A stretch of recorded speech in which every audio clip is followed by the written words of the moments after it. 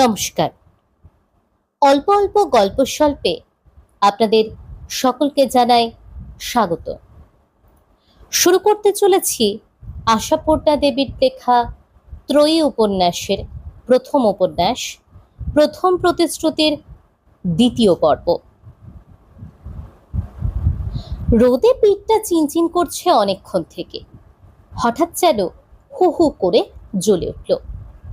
ওহ, বকুল গাছের ছায়াটা দাওয়া থেকে সরে গেছে। বেলা তাহলে কম হয়নি। বিপদে পড়লেন মোক্ষদা। দুহাত জোড়া, অথচ পিঠের কাপড়টা সরে গিয়ে সরাসরি রোদটা পিঠের চামড়ায় লাগছে। নিজে দেখতে পাচ্ছেন না মোক্ষদা, আর কেউ কাছে থাকলে দেখতে পেত মোক্ষদার হত্তেল রঙা পিঠটার কতকাংশ ফোসকা পড়ার মতো লাল হয়ে উঠেছে। না, তসরের থানখানা না পড়ে ভিজে থানখানা পরে আমতেল মাখতে বসলেই হতো। ভিজে কাপড়ে যেন দেহের দাহ অনেকটা নিবারণ হয়। কানা উঁচু ভারী ভারী পাথরের খোড়া দুখানা খানিকটা টেনে নিয়ে সরে গিয়ে দাওয়ার খুঁটির ছায়াটুকুতে পৃষ্ঠ রক্ষা করতে গেলেন মোক্ষদা। সমুদ্রের তৃণখণ্ড, তাছাড়া রোদ এখন দৌড়চ্ছে, এখনই খুঁটির ছায়া সরবে। হঠাৎ মোক্ষদা একটা সত্য আবিষ্কার করে বসলেন। সারা বছরটায় রোদে পুড়ে পুড়ে মলেন তিনি। এই তো কচি আমের আমতেল, এরপরই বাঁকড়া বাঁধা আমের গুড়াম, মশলা আম, তারপরেই পড়ে যাবে আমসত্ত্বর মরশুম। আর সে মরশুমকে সামলে তোলা তো সোজা নয়। আমসত্ত্বর পালা চুকতে চুকতেই অবশ্য বর্ষা নামে। সেই 2-3 মাসই শুধু রোদে পোড়ার ছুটি। বর্ষা শেষ হতেই দুর্গোৎসবের সুর ওঠে। দুর্গোৎসবের আগে সারা ভাঁড়ারটাই তো ঝাড়া বাছা রোদে দেওয়ার ধুম চলে। তারপর পরে তিলের নাড়ুর ধুম। বদ্যি চাটুজ্যের বাড়ির দুর্গোৎসবের তিলের নাড়ু একটা বিখ্যাত ব্যাপার। হাতে বাগিয়ে ধরে কামড় দিতে পারা যায় না এত বড় নাড়ু।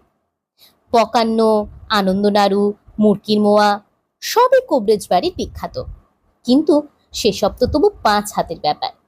নিতান্ত প্রতিমার ভোগের উপযুক্ত সের কতক জিনিস গঙ্গা জলে ভোগের ঘরে তৈরি হলেও বাকি বিরাট অংশটায় অনেকে হাত লাগায়। কিন্তু তিলের নাড়ুটি সম্পূর্ণ মোক্ষদার ডিপার্টমেন্ট।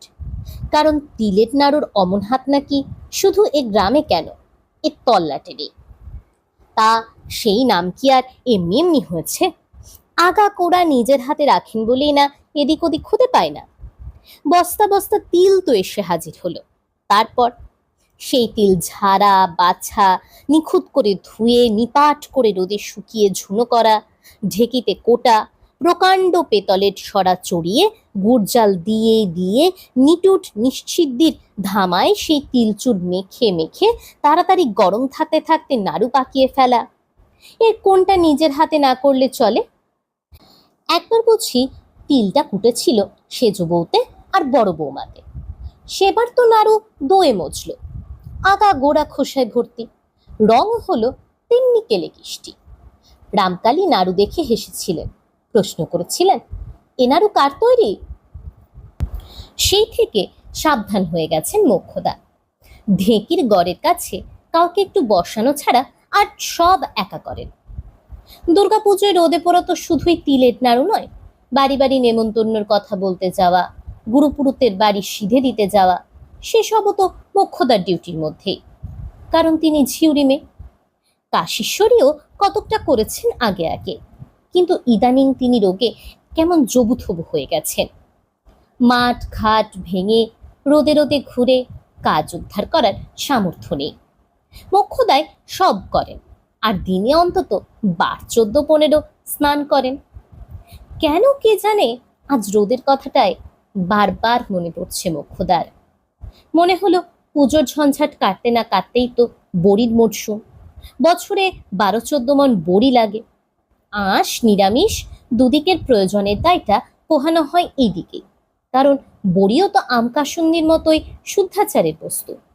আর শুদ্ধাচারের ব্যাপারে কাকে দিয়ে নিশ্চিন্ত হবেন মোক্ষদা নিজেকে ছাড়া? বড়ি দিতে দিতে মোক্ষদার হত্তেল রং কালশিটে মেরে যায়। তবে জিনিস যা হয় তাক লাগবার মতো। ডাক সাইটে হাত, সাবধানীও খুব মোক্ষদা, তাকে ছুঁতেই দেন না সাধ্যপক্ষে। বড় বড় তিজেলে ভরে সরা চাপা দিয়ে সাঙায় তুলে রাখেন, সময় মতো বার করে দেন। কত তার স্বাদ! কুমড়ো বড়ি, খাস্তা বড়ি, পোস্ত বড়ি, তিলের বড়ি, জিরের বড়ি, ঝাল মশলার বড়ি, টকে শুক্তোয় দিতে মটর খেসারির বড়ি, বাহার অনেক। ওরই মধ্যে মূলোর বড়িটা আবার আলাদা রাখতে হয়। মাঘ মাসে পাছে ভুলে খাওয়া হয়ে যায়। মাঘ মাসে মূলো খাওয়া আর গোমাংস খাওয়ায় তো তফাৎ কিছু নেই। খুঁটির রোদটা সরে গেছে, পিঠটা আবার চিনচিন করছে, মনটাও যেন চিনচিন করছে। বড়ি পর্ব সারা হতেই আসে কুল, আসে তেঁতুল। কবে তবে রোদে পড়ার ছুটি? সারা বছর ধরে এই রোদে পড়ার দায়িত্ব মোক্ষদাকে দিয়েছে কে, এ কথা কে বলবে? তবে মোক্ষদা জানেন এটা তাঁরই দায়িত্ব। আমতেল মাখা একটা সময় সাপেক্ষ কাজ। চটকে চটকে তেলে আমে মিশোতে হবে তো। হয়েছে এতক্ষণে, এবার রাই সর্ষের মিহি গুঁড়ো ছড়িয়ে দিয়ে ক্রমাগত রোদ খাওয়ানো। কোমরটা টান করে উঠে পড়লেন মোক্ষদা। পিঠের জ্বালা করা জায়গাটা নড়াচড়া পেয়ে আরেকবার হু হু করে উঠল। কিন্তু কি আশ্চর্য, সর্ষে গুঁড়োবার জন্য রান্নাঘরে এসে ঢুকতেই মনটা হু হু করে উঠল কেন? ঘরে ঢুকে হঠাৎ কেমন বোকার মতো দাঁড়িয়ে পড়লেন মোক্ষদা। ঘরটা আজ এত বড় দেখাচ্ছে কেন? কই, এমন তো কোনোদিন দেখায় না। বরং ভাত বাড়ার সময় পরস্পরের গা বাঁচিয়ে ব্যবধান রেখে ঠাঁই করতে তো জায়গার অকুলানি লাগে। ঘরের মধ্যে তো রোদ নেই, তবু এই ছায়া শীতল প্রকাণ্ড লম্বা ঘরখানা যেন ওই রোদে খাঁখা প্রকাণ্ড উঠোনটার মতোই ঝাঁঝা খাঁখা করছে। আর সেই খাঁখা করা ঘরের এক প্রান্তে বড় বড় দুটো উনুন, তাদের মাঝা ঘষা নিকোনো চুকোনো চেহারা নিয়ে স্তব্ধ হয়ে বসে আছে বহু অকথিত শূন্যতার প্রতীকের মতো। উনুন দুটোকে আজ আর আগুনের দাহ সহ্য করতে হবে না। ওরা হয়তো এই নিরালা ঘরে স্তব্ধ হয়ে বসে নিজেদের শূন্যতার পরিমাপ করবার অবকাশ পাবে। আজ ওদের ছুটি, আজ এদের একাদশী। মোক্ষদার ছুটি নেই কেন? ঘরের নর্দমার কাজ বরাবর একটা জল ভর্তি ঘড়া বসানো থাকে, নেহাত সময়ে অসময়ের জন্য। মোক্ষদায় শেষবারের স্নানের পর এনে রেখে দেন। তেল তেল হাতটা ঘড়া কাত করে ধুয়ে নিয়ে মোক্ষদা হঠাৎ আছড়া আছড়া জল নিয়ে সজোরে ছুঁড়ে ছুঁড়ে মারতে লাগলেন পিঠের রোদে চিনচিনে জায়গাটায়। জ্বলুনি একটু ঠান্ডা হোক, দূরছায় হাত ধুতে পুকুরে গেলেই হতো, তবু একবার গা মাথা ভিজিয়ে আসা যেত। গায়ের চামড়াটা খানিক ভিজলেও যেন ভেতরের তেষ্টাটা খানিক কমে। একাদশীর দিন তেষ্টা কথাটা মনে আনাও পাপ, এ কি আর জানেন না মোক্ষদা? তাই আবার তার মতো বয়স ভাটিয়ে যাওয়া শক্তপোক্ত মজবুত বিধবার। কিন্তু মনে করব না বললেও মনে যদি এসে যায়, সে পাপকে তাড়ানো যায় কোন অস্ত্রে? রোদ লাগলে বৈশাখ জ্যৈষ্ঠীর দুপুরে তেষ্টাটা জানান দেয় বেশি, কিন্তু উপায় কি?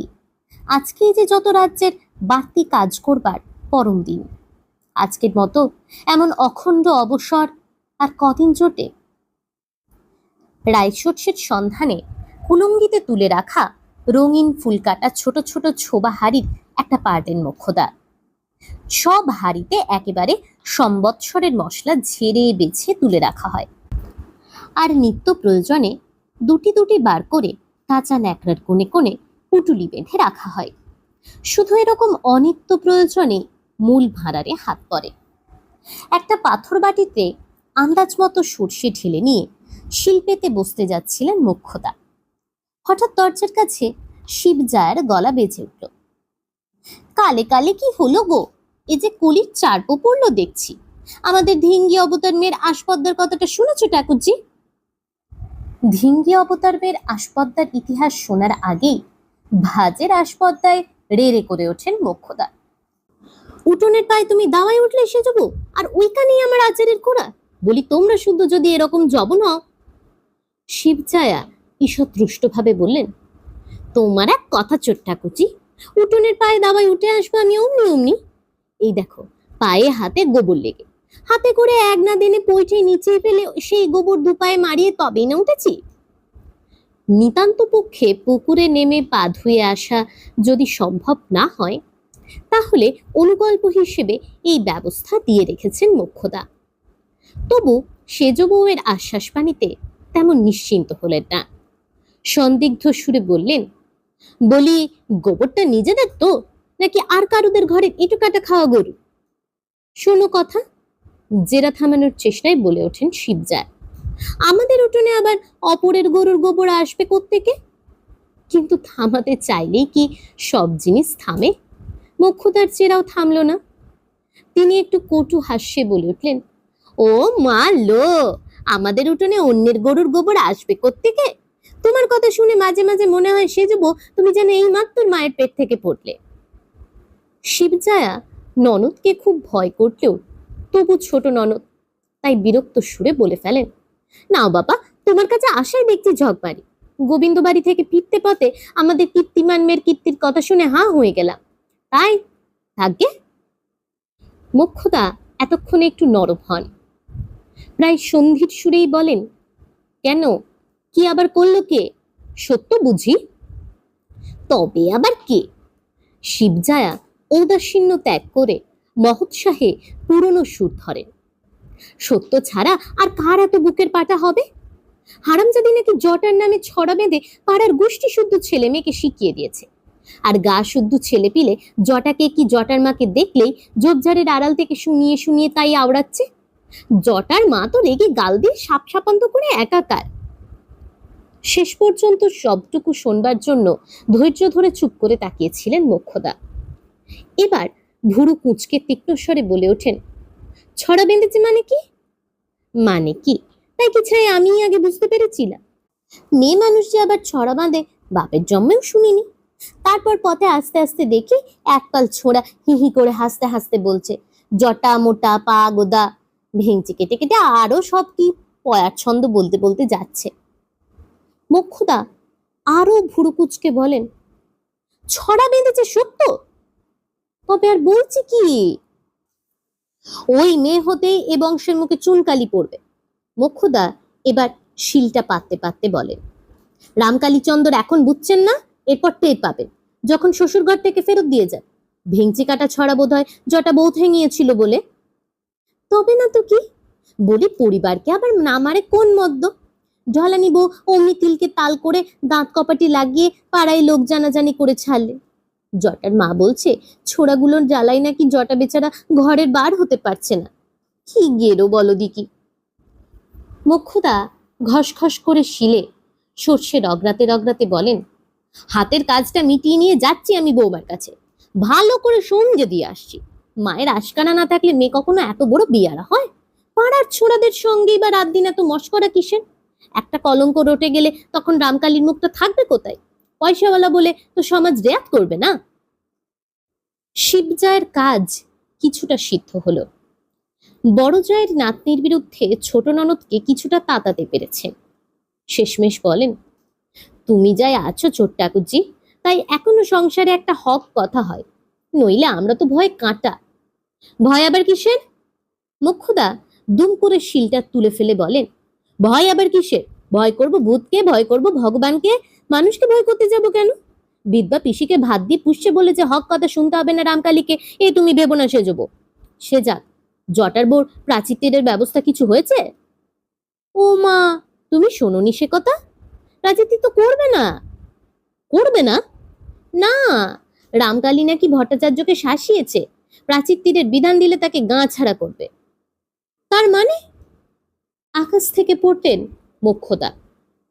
মানে বোঝো, অহমিকা আর কি। আমি গাঁয়ের মাতা, আমি যা খুশি তাই করব। মোক্ষদা সর্ষে গুঁড়ো ছড়ানো আচারের খোড়া দুটো দুম দুম করে ঘরে তুলে ঘরের কপাটটা টেনে শেকল তুলে দিয়ে বলেন, যাচ্ছি, দেখি পয়সার কত বার বেড়েছে রামকালী। সত্য আছে বাড়ি? বাড়ি? দুপুরবেলা বাড়ি থাকবারই মেয়ে বটে সে। কোথায় আগানে বাগানে ঘুরে বেড়াচ্ছে। বেওলার মেয়ের এত বুকের পাটা এতখানি বয়সে দেখিনি কখনো। তসরখানা গুছিয়ে পড়ে উঠোন পার হয়ে খড়খড় পায়ে বেড়ার দরজা খুলে পথে পড়লেন মোক্ষদা। ফিরে তো স্নান করতেই হবে, একবার কেন কতবার। কিন্তু এসবের একটা হেস্তনেস্ত দরকার। জগতের কোথাও কোনো অনাচার ঘটবে এই মোক্ষদা বরদাস্ত করতে পারবেন না। কিন্তু ও কি? একটু এগোতেই থমকে দাঁড়াতে হলো। বজ্রাহতের মতোই থমকানি। দেখলেন একখানা তেপেরের শাড়িতে গাছকুমুর বেঁধে একরাশ রুক্ষ চুল উড়িয়ে এক হাঁটু ধুলো মেখে একদল ছেলেমেয়ের সঙ্গে আমবাগানের মাঝখান দিয়ে চলেছে সত্য, হি হি করতে করতে, আর সমস্বরে কি যেন একটা ছড়ার মতোই আওড়াতে আওড়াতে। দাঁতে দাঁত চেপে আরো একটু এগিয়ে গেলেন মোক্ষদা। দলের পিছন দিকে একটা গাছের আড়ালে দাঁড়িয়ে সবটা শুনতে চেষ্টা করলেন।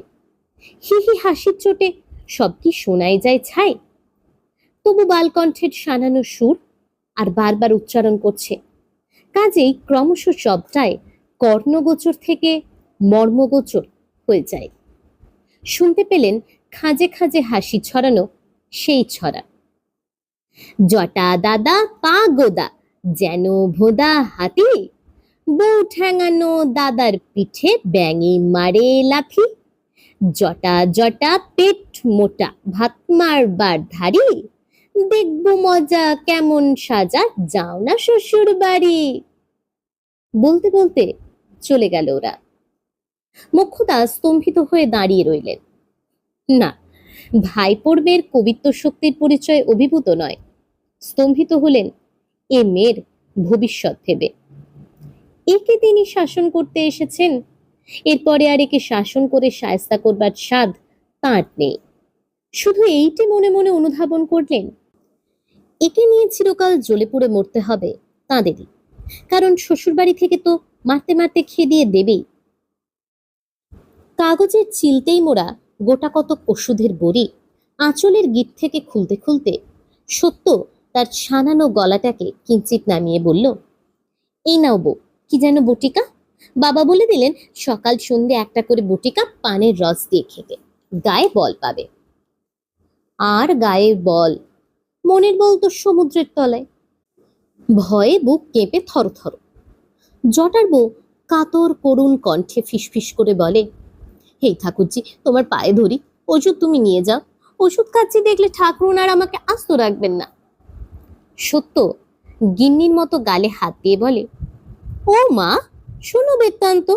দেহ দুর্বল হয়েছে, মিনিমাগনায় ওষুধ পাচ্ছ, খেলে শাওরি তোমায় মেরে ফেলবে। তুমি যে তাজ্জব করলে গা। দোহাই গো ঠাকুরজি, একটু আস্তে। প্রায় কাঁদো কাঁদো মুখে বলে জটার বউ, তোমার দুটি পায়ে পড়ছি, ঠাকুরনের কানে গেলে পুকুরে ডুবে মরা ছাড়া আর গতি থাকবে না আমার। সত্য এবার একটু গুছিয়ে বসে অবাক গলায় আস্তে আস্তে বলে, কি শুনলে গো? ওই যে মেরে ফেলার কথা বললে। জানো তো ভাই সমস্ত, মামা ঠাকুর ওষুধ পাঠিয়ে দিয়েছেন আর সেই ওষুধ আমি খাচ্ছি। ওরে বাবা, এই দেখো ঠাকুরজি, আমার বুকের ভেতর কেমন ঢেকির পার পড়ছে। জটার বউয়ের ওই ব্যাধের তারা খাওয়া হরিণের চোখের মতো চোখ আর ঘুঁটের ছায়ের মতো পাঁশুটে রঙা মুখের দিকে তাকিয়ে দেখতে দেখতে হঠাৎ কেমন চিন্তাশীল দেখায় সত্যবতীকে। কিছুক্ষণ চুপ করে থেকে ওষুধগুলো ফের আঁচলে বাঁধতে বাঁধতে বলে, আচ্ছা তাহলে ফেরত নিয়ে যাই। ফেরত? মামা ঠাকুরের কাছে? আর এক ভয়ে বুকের রক্তহীন হয়ে আসে জটার বউয়ের। আর এবার আর কাঁদো কাঁদো নয়, ভ্যাক করে কেঁদেই ফেলে। ও সত্য ঠাকুরজি, তোমার পা ধোয়া জল খায়, তোমার কেনা গোলাম হয়ে থাকি। ও বড়ি, মামা ঠাকুরকে ফেরত দিতে যেও না। ফেরত দিতে যেও না? হঠাৎ সত্য তার নিজের স্বভাব সিদ্ধ হাসি হেসে ওঠে। এই সেরেছে, ব্যারামে পড়ে দেখছি তোমার ভীমরতি ধরেছে বউ। শাওরির ভয়ে ওষুধ খাবেও না, আবার ফেরতও দেবে না। তবে বড়িগুলো কি আমি খেয়ে নেবো?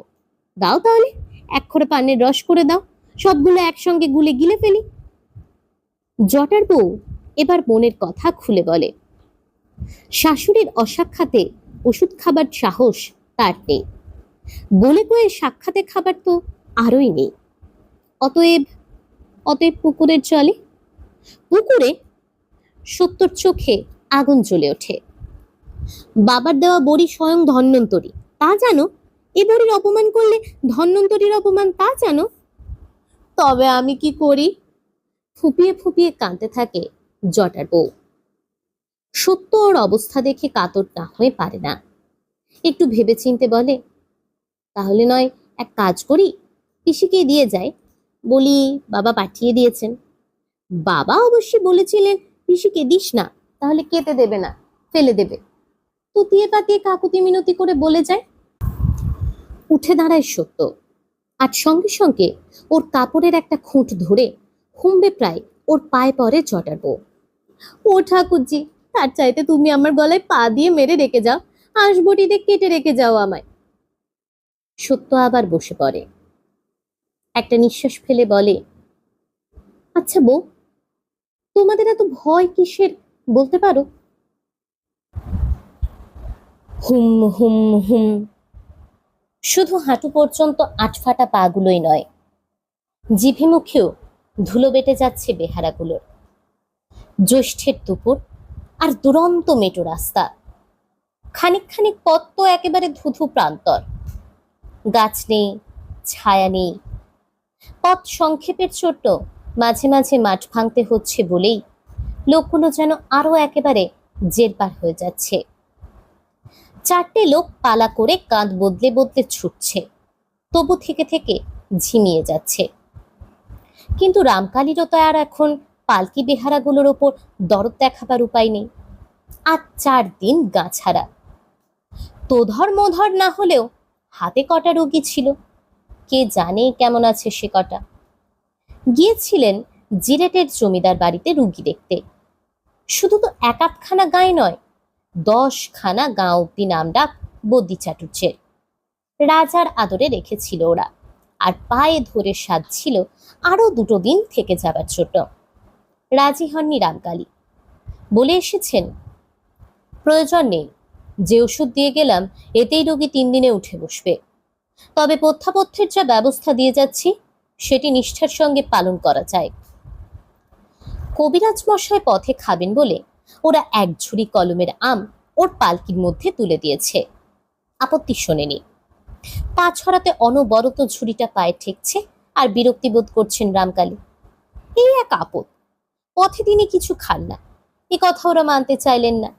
স্বয়ং জমিদার মশাই দাঁড়িয়ে তুলিয়ে দিলেন। তবু মুখ কাটা ডাব গোটা 4 পালকিতে তুলতে দেননি রামকালী। বলেছিলেন, বেড়াগুলো তার হলে আপনার বাগানের ওই ফলটলগুলোই বয়ে নিয়ে যাক রায়মশাই, আমি পদব্রজেই যাই।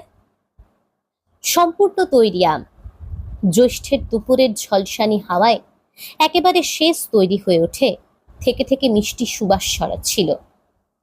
রামকালী বিরক্ত হচ্ছিলেন, আর বেহারাগুলো যেন অন্তর দিয়ে সেই সুবাসটুকুই লেখন করছিল।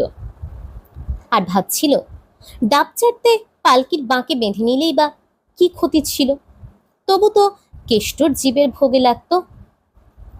অন্যমনস্ক হয়ে বোধহয় ঝিমিয়ে এসেছিল তারা। হঠাৎ চমকে উঠল কর্তার হাঁকে। পালকি থেকে মুখ বাড়িয়ে রামকালী হাঁকছেন, ওরে বাবা সকল, ঘুমিয়ে পড়িস নে, একটু পা চালা।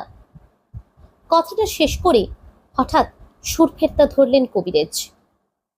এই দাঁড়া দাঁড়া, আস্তে কর। পিছনে হঠাৎ যেন আর একটা পালকির শব্দ পাচ্ছি। 4 বেহারার 8 খানা পা থমকে দাঁড়ালো। হ্যাঁ, শব্দ একটা আসছে বটে পিছন থেকে, হঠাৎই আসছে। হুম হুম আওয়াজটা ক্রমশ স্পষ্ট হচ্ছে। প্রধান বেহারা গদাই ভুইমালি পালকির বাঁক থেকে ঘাট সরিয়ে পিছন সড়কের দিকে তাকিয়ে উৎফুল্ল কণ্ঠে বলে ওঠে, আগে কর্তামশাই নির্যশ বলেছেন বটে, পালকি একটা আসছে, মনে হচ্ছে কোনো বিয়ের বর আসছে। বিয়ের বর? রামকালী পালকি থেকে গলাটা আরো একটু বাড়িয়ে এবং সে গলার স্বরটাকে অনেকখানি বাড়িয়ে বলেন, বিয়ের বর? এ খবরটা আবার চট করে কে দিয়ে গেল তোকে? গদাই ভুইমালি মাথা চুলকে বলে, পালকির কপাটে হলুদ চোপানো ন্যাকড়া ঝুলছে দেখতে পাচ্ছি কর্তা, বেড়াগুলোর পলনেও লাল চোখ কেটে। খেটেটা হচ্ছে ধুতির সংক্ষিপ্ত সংস্করণ। আরো অনেক শ্রমজীবীদের মতো পালকি বেহারাদেরও পুরো ধুতি পরা চলে না। জোটেই বা কই, ছালার মতো মোটা 7 হাতি খেটেই তাদের জাতীয় পোশাক। লোকের বাড়ি কাজে কর্মে বিয়ে বইতেই লাল রঙের ছোপানো ওই ধুতি মাঝে মাঝে তাদের জোটে। এতে সুবিধাটা খুব, মাস 3-4 খাড় না কেচে চালানো যায়। লাল হলুদ রংটাই শুধু নয়, ক্রমশ মানুষগুলো স্পষ্ট হচ্ছে। গদাই আরো একটা উৎফুল্ল আবিষ্কার করে। পশ্চাতে গোগাড়িও আসছে কর্তা, বলদের গলার ঘন্টি শুনতে পাচ্ছি। এ আর বরযাত্রী না হয়ে যায় না, এদিকেই কোথাও বে, ওই পাশের গাঁট সড়ক দিয়ে বেরিয়েছে। পালকি নামা, গম্ভীর কণ্ঠে হুকুম করেন রামকালী। দেখা দরকার প্রকৃত ঘটনা গদাইয়ের আন্দাজ অনুযায়ী কিনা, আর এও জানা দরকার যদি সত্যিই তাই হয়, কে এমন দুর্বিনীত আছে তার গ্রামে যে ব্যক্তি মেয়ের বিয়ে দিতে বসেছে অথচ রামকালীকে জানায়নি। আর এ গ্রামের যদি নাও হয়, খোঁজ নেওয়াও চাই গ্রামের ওপর দিয়ে বরযাত্রী নিয়ে যাচ্ছে কোথায়। রামকালীর মনে যাই থাক, বেহারাগুলো একটুখানির জন্যেও বাঁচল।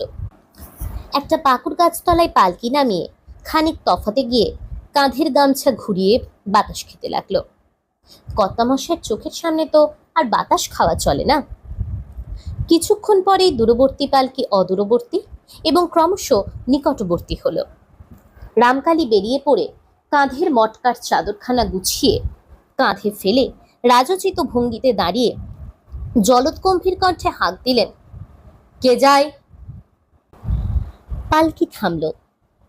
না থেমে এগিয়ে যাবার সাধ্য কার আছে এই কণ্ঠকে উপেক্ষা করে? বর আর বরকর্তা এতে সমাসীন। বরকর্তার সঙ্গে সঙ্গে কিশোর বরটিও সভয়ে একটু মুখ বাড়ালো। ওই দীর্ঘকায় গৌরকান্তি পুরুষ মাটিতে নেমে দাঁড়িয়ে। অতএব কে পালকি চড়ে বসে থাকতে পারে তার সামনে? সে পালকি থেকেও নামলেন বরকর্তা। করজোড়ে বললেন, আপনি আগে। রামকালীর কিন্তু তখন ভুরু কুঁচকেছে, তীক্ষ্ণ দৃষ্টির সরসন্ধান চলছে পালকির মধ্যে। তবু অভ্যাসবশতই 2 হাত তুলে প্রতি নমস্কারের ভঙ্গিতে বললেন, আমি রামকালী চাটুজ্জে। রামকালী চাটুজ্জে? ভদ্র সন্তান বিহ্বল হয়ে না আত্মগত না প্রশ্নসূচক কেমন যেন আলগাভাবে উচ্চারণ করলেন, কোব্রেজ? হ্যাঁ। ছেলেটির কপালে চন্দন দেখলাম মনে হলো, বিবাহ নাকি?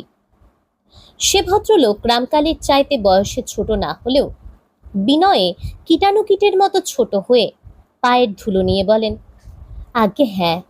ওহ, কি পরম ভাগ্য আমার যে এই শুভযাত্রায় আপনার দর্শন পেলাম। রামকালীর দৃষ্টির সেই সৎসন্ধান বন্ধ হলো না। তবু মৃদু হেসে বললেন, চেনেন আমায়? আহা, আপনাকে চেনেন না এ তল্লাটে এমন অভাগা কে আছে? তবে নাকি চাক্ষুষ দর্শনের সৌভাগ্য ইতিপূর্বে হয়নি। রাজু, বেরিয়ে এসে পায়ের ধুলো নাও। থাক থাক, বিয়ের বর। রামকালী স্বভাবসিদ্ধ গম্ভীর গলায় প্রশ্ন করতেন, আপনার পুত্র? আগে না, ভ্রাতুষ্পুত্র। পুত্র আমার কনিষ্ঠ সহোদরের, সে আছে পিছনে গোজানে। আরো সব আত্মকুটুম্ব আসছেন তো। কন্যাটি কোথাকার? আগে এই যে পাটমহলের লক্ষ্মীকান্ত বাড়ুজ্যের পৌত্রী। লক্ষ্মীকান্ত বাড়ুজ্যের পৌত্রী? রামকালী যেন সহসা সচেতন হলেন। তাই নাকি? আপনারা কোথাকার? আপনার ঠাকুরের নাম? আমরা বলাগড়ে। ঠাকুরের নাম ঈশ্বর গঙ্গাধর মুখোপাধ্যায়, পিতামহের নাম ঈশ্বর গুণধর মুখোপাধ্যায়, আমার নাম। থাক, আপনার নামে প্রয়োজন নেই। তাহলে আপনারা মুখুটি কুলিন, তা হাব ভাব এমন যজমেনে ভট্টাচার্যের মতো কেন? কিন্তু সে যাক, দুটো কথা আছে আপনার সঙ্গে। বর নিয়ে বেরিয়েছেন কখন? যজমেনে ভট্টাচার্য শব্দটাই ঈষৎ ক্ষুব্ধ হয়ে পাত্রের জ্যাঠা গম্ভীরভাবে বলেন, আব্বুর তো এক শ্রাদ্ধের পর। সে তো বুঝলাম, কিন্তু সেটা কত বেলায়? এই 1 প্রহর আগে হবে। হুম। পাত্রের কপালের ওই চন্দন রেখা কি সেই তখনকারই নাকি? চন্দন রেখা? এ আবার কেমন প্রশ্ন? পাত্রের জ্যাঠা নানাবিধ প্রশ্নের সম্মুখীন হবার জন্য প্রস্তুত হচ্ছিলেন, কিন্তু পাত্রের কপালের চন্দন রেখাঙ্কনের কাল নির্ণয়ের মতো এমন অদ্ভুত প্রশ্নের জন্য নিশ্চয়ই প্রস্তুত ছিলেন না। তাই অবোধের মতো বলেন, কি বলছেন? বলছি, ছেলের কপালে এই যে চন্দন পরানো হয়েছে, ওটা কি সেই যাত্রাকালে? আগে হ্যাঁ, তা তো নিশ্চয়ই। পাত্রের জ্যাঠা সোৎসাহে বলে, যাত্রাকালে মেয়েরা যেমন পরিয়ে দেয় তেমনই দেওয়া হয়েছে। আমাদের বাড়ির মেয়েদের বুঝলেন কিনা এসব ব্যাপারে খুব নাম ডাক আছে। পাড়া থেকে ডাকতে আসে, পিড়ি আলপনা দিতে, শ্রী গড়তে, বরকনে সাজাতে। রামকালী ওই পালকির দিকে তাকাতে তাকাতে আবার কেমন অন্যমনা হয়ে পড়েছিলেন। ইত্যবসরে পশ্চাৎবর্তী গরুর গাড়ি দুখানা এসে পড়েছে। পালকি নামানো এবং অপর এক পালকির আরোহীর সঙ্গে বাক্যবিন্যাসের ব্যাপার দেখে ঈষৎ ঘাবড়ে গিয়ে বরের বাপও নেমে এসে দাঁড়িয়েছেন। অন্যমনা রামকালী একটা দীর্ঘ নিঃশ্বাস ফেলে গাঢ় স্বরে বলেন, আমি আপনাকে একটি অনুরোধ করছি মুখুজ্জে মশাই, আপনি যাত্রা স্থগিত করুন। যাত্রা স্থগিত করুন? বিবাহ যাত্রা? হাঁ করে তাকিয়ে থাকেন বরের জ্যাঠা আর বরের বাপ। লোকটা পাগল না শয়তান, না কনের বাড়ির সঙ্গে গভীরতম কোনো শত্রুতা আছে? ওদিকে ঘাম ছুটে যাচ্ছে বেহারাদের, রোদ্দুরটা অসহনীয় হয়ে উঠেছে। দুপালকির বেহারারা অদূরে দাঁড়িয়ে পরস্পর বাক্য বিনিময় করে ব্যাপারটা অনুধাবন করার চেষ্টা করতে করতে ঘন ঘন এদিকে তাকাচ্ছে কখন পালকি তোলার ডাক পড়ে। ব্যাপারটা যে একটা কিছু হচ্ছে এ অনুমান করে ইত্যবসরে গরুর গাড়ি থেকে এক ব্যক্তি লাফিয়ে নেমে পড়েছেন, যিনি হচ্ছেন বরের পিসে। গাড়ির ছোঁয়ের মধ্যে গলদঘর্ম হয়ে আস্তে আস্তে এমনিতেই মেজাজ তাঁর চড়েছিল। নেমেই যাত্রা স্থগিতের কথা শুনে তেলে বেগুনে জ্বলে উঠলেন। বললেন, কে মশাই আপনি? ভাঙচিরে বেড়ার জায়গা খুঁজে পাননি? যাত্রা করে বর বেরিয়েছে, পথের মাঝখানে গাড়ি দাঁড় করিয়ে ভাঙচি দিচ্ছেন। মুখুজ্জে ভাতৃদয় ভগ্নিপতির এহেন দুর্বিনয়ে বিচলিত হয়ে তাড়াতাড়ি বলে ওঠেন, গাঙ্গুলি মশাই, কাকে কি বলছেন? ইনি কে তা জানেন? জানতে চাইনি মুখুজ্জে, থামো তুমি। যে ব্যক্তি এহেন অর্বাচীনের ন্যায় কথা কয়। চোপড়াও! হঠাৎ যেন ঘুমন্ত বাঘ জেগে উঠে গর্জে উঠল, চোপড়াও বামুনের ঘরের কুষ্মাণ্ড! মুখুজ্জে! চেঁচিয়ে উঠল বাঘের পর খেক শিয়াল। দাঁড়িয়ে অপমানিত হবার জন্য তোমার ছেলের বিয়ের বরযাত্রী হয়ে আসিনি। ইতি বোধহয় তোমার কোনো বড় কুটুম্ব, তাই একে নিয়েই বিয়ে দেওয়া, ওকে যাও, আমি চললাম। আহা, করেন কি গাঙ্গুলি মশাই? ইনি হচ্ছেন আমাদের 7খানা গাঁয়ের মাথা, কবিরাজ চাটুজ্জে মশাই। অবশ্যই অনিবার্য কোনো কারণে ইনি যাত্রা স্থগিতের আগে। কোবরে চাটুজ্জে? গাঙ্গুলির কাছার কাপড় আলগা হয়ে পড়ে। তিনি সহসা বিগতটা জিভ বার করে সে জিভ দাঁতে কেটে দুহাতে কান মুলে বয়সের মর্যাদা ভুলে প্রণাম করে বসেন। রামকালী প্রণামরতের দিকে দৃকপাত মাত্র না করে সমান স্থৈর্যের সঙ্গে বলে, হ্যাঁ, অনিবার্য কারণেই বলছি মুখুজ্জে মশাই, যাত্রা স্থগিত রাখুন, নইলে অকারণে আপনার পুত্রের বিবাহ যাত্রা স্থগিত রাখতে বলবো এমন অর্বাচীন সত্যিই আমি নই। বড় মুখুজ্জে দুহাত কোচলে বলেন, আগে তার বলতে মানে লক্ষ্মীকান্ত বাবুর বংশে কোনো দোষ? মুখুজ্জে মশাই, অনুগ্রহ করে আমাকে অত ইতর ভাববেন না।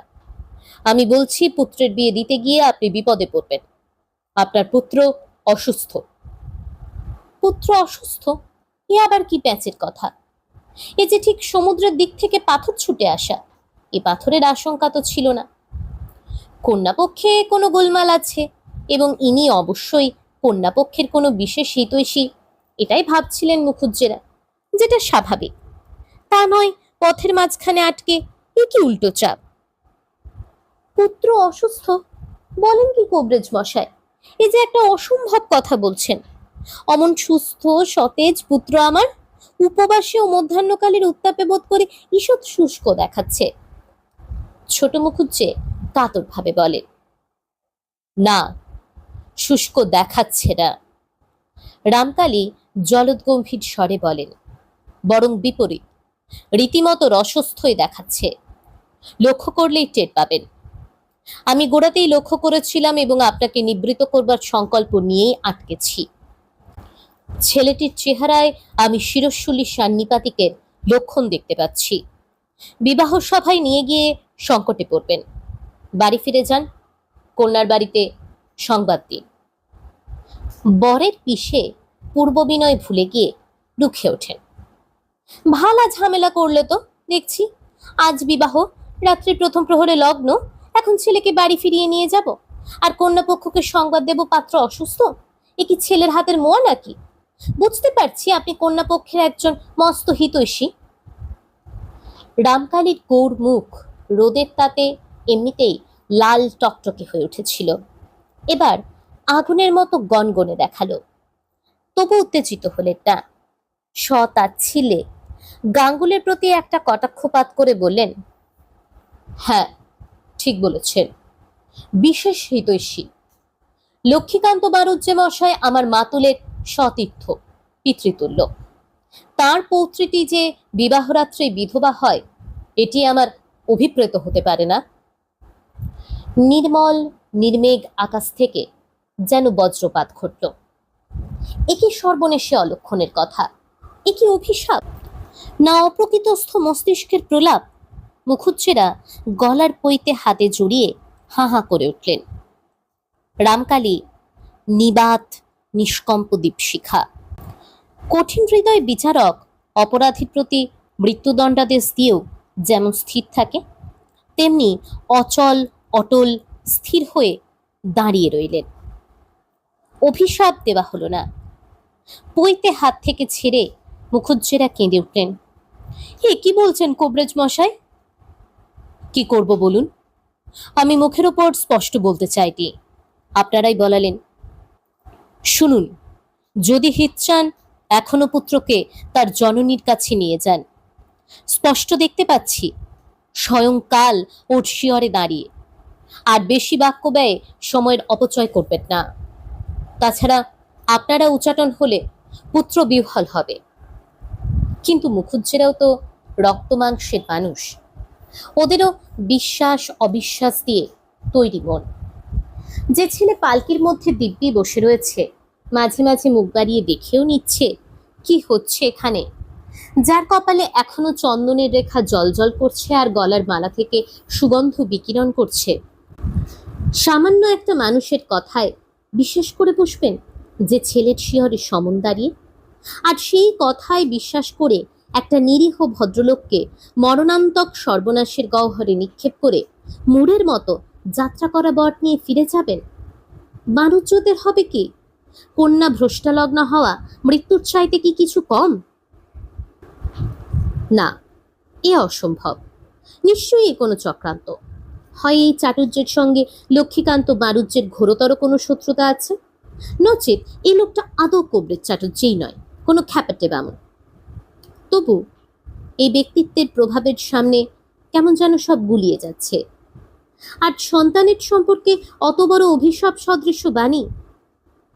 ছোট মুখুজ্জে একবার অদূরবর্তী পালকির দিকে তাকিয়ে রুদ্ধশ্বাস পক্ষে বলেন, আমি তো রোগের কোনো লক্ষণ দেখছি না কবরেজ মশাই।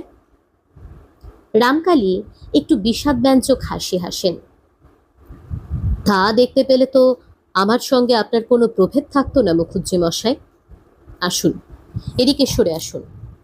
দেখছেন তাকিয়ে ছেলের ললাটে ওই চন্দন রেখা, সদ্য চন্দনের মতো আর্দ্র, অথচ বলছেন এক প্রহরকাল আগে চন্দন পরানো হয়েছে।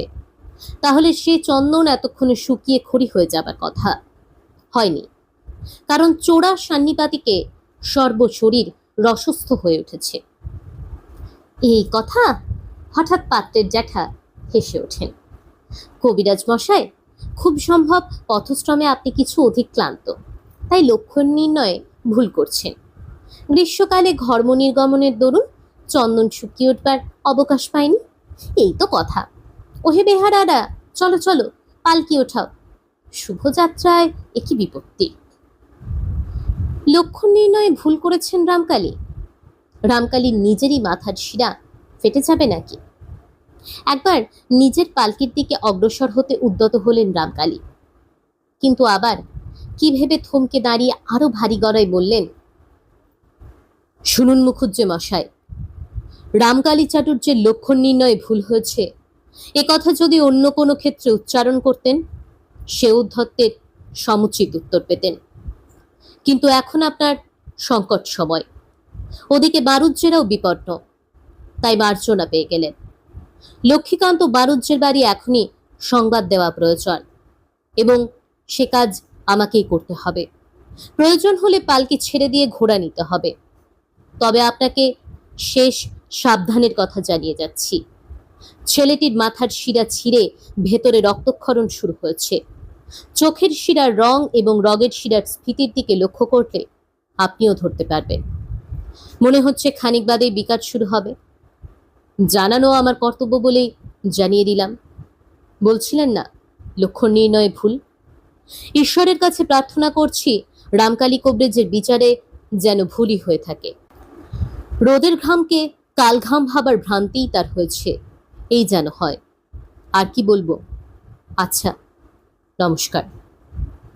ওরে গদাই, তোল পালকি, পা চালিয়ে একবার বসিরের ওখানে চল দিকি, ঘোড়াটাকে নিতে হবে। পালকি চলতে শুরু করেছে।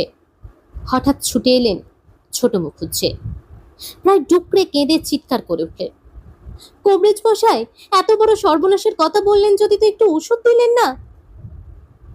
রামকালী গম্ভীর বিষণ্ণভাবে হাতটা একটু নেড়ে সে হাত কপালে ঠেকিয়ে বললেন, দেবার হলে আপনাকে বলতে হতো না, আমি নিজেই দিতাম।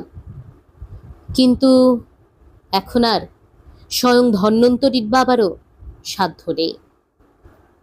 ও পালকিতে তখন বড় মুখুজ্জে উঠে পড়ে বিরক্তভাবে বলে ওঠেন, দুগ্গা দুগ্গা, যত সব বিঘ্ন যাত্রাকালে কার মুখ দেখে বেরোনো হয়েছিল, কোথা থেকে এক উৎপাত জুটে। এই রাজু, অমন ঢুলছিস কেন? গরমে কষ্ট হচ্ছে? রাজু রক্তবর্ণ দুটি চোখ মেলে বলে, না জ্যাঠামশাই, শুধু বড় শীত করছে। আঁচল ডুবিয়ে নাড়া দিয়ে দিয়ে তলার জল উপরে আর ওপরের জল তলায় করছিল ওরা তপ্ত জল শীতল করতে। বেলা পড়ে এসেছে, তবু পুকুরের জল টকবগিয়ে ফুটছে। এ জলে নেমে ঝাঁপালে গা ঠান্ডা হবার বদলে দাহই হয়। তবু জলের আকর্ষণ বড় আকর্ষণ, তাই বেলা পড়তেই জলে পড়া চায় পাড়ার নবীনাকুলের। চাটুজ্জে পুকুরের জল তোলমাটি ঘোল করছিল পুন্নি, টেপি, পুঁটি, খেদি প্রমুখ নবীনারা।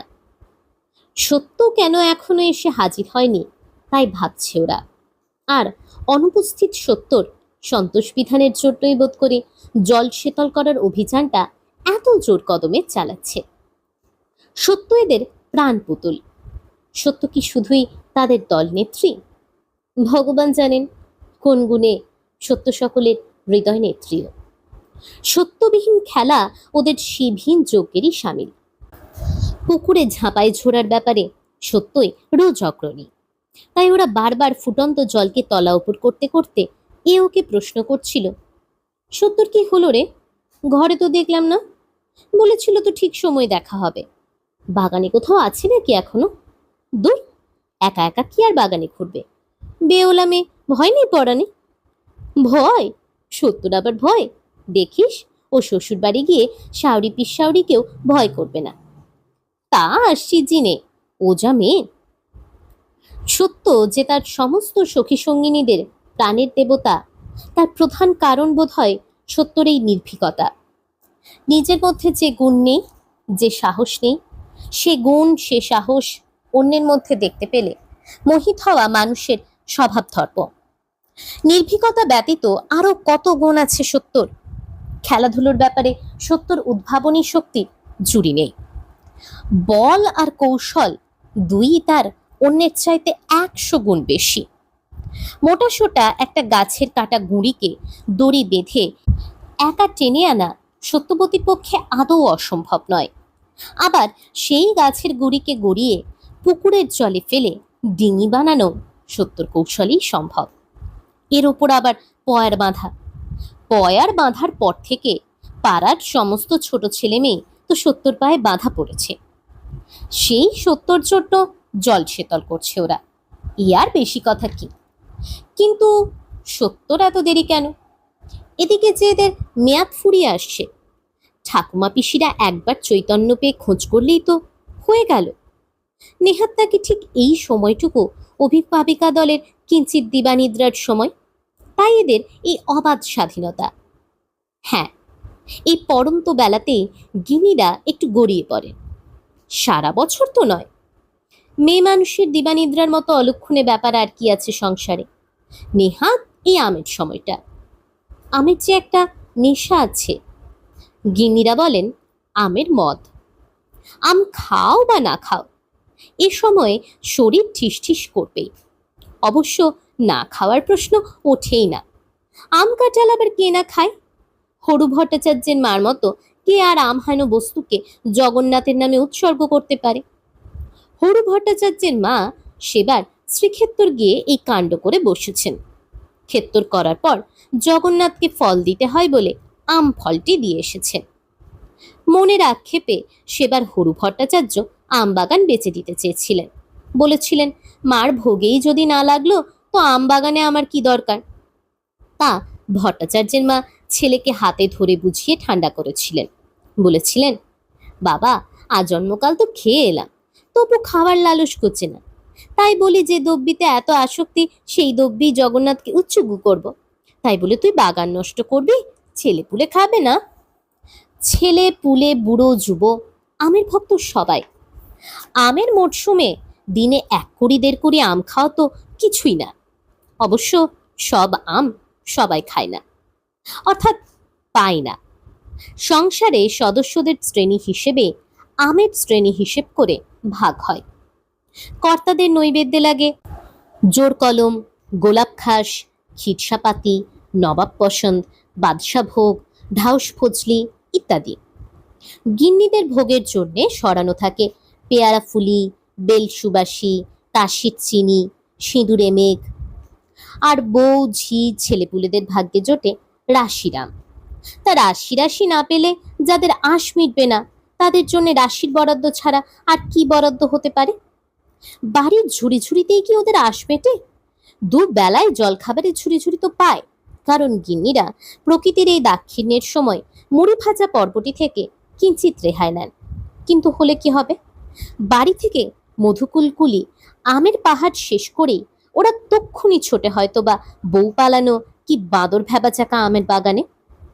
বাঘা তেঁতুলের বাবা জাতীয় সেই আমগুলি পার করার সহায় হচ্ছে মুঠো মুঠো নুন।